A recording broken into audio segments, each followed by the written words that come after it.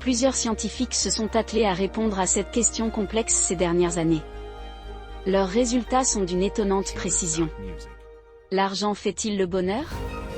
Cette question à la fois philosophique et économique soulève de nombreux débats. En famille, entre collègues ou entre amis, il n'est pas rare de s'écharper à ce propos.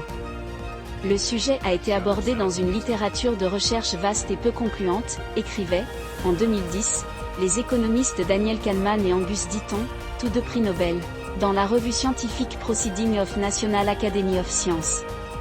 Pour s'atteler à cette question, les deux chercheurs ont d'abord défini le bonheur ou le bien-être subjectif, autour de deux concepts, le bien-être émotionnel et l'évaluation de la vie.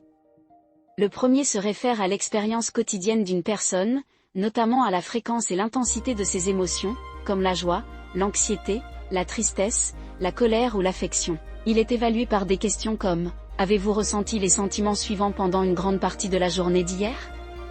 Tandis que l'évaluation de la vie désigne les jugements que les personnes ont sur leur vie, il est mesuré par des questions d'auto-évaluation allant de 0 à 10. Afin d'évaluer ces deux concepts, les chercheurs américains se sont appuyés sur une enquête effectuée sur le bien-être de 1000 résidents américains par l'organisation Gallup.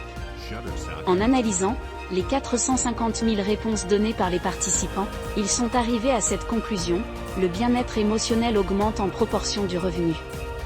Mais il n'y a pas de progrès supplémentaire au-delà d'un salaire annuel de 75 000 $.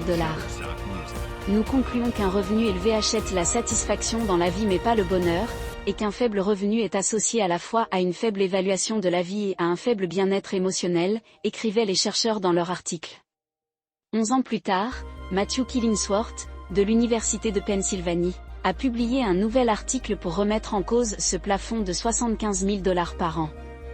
En s'appuyant sur les plus de 1,7 million de réponses données par 33 391 employés américains sur leur bien-être transmis via une application, il affirme que le bien-être ressenti augmente avec le revenu, et peut même continuer à grandir avec un revenu bien au-delà de 200 000 $ par an.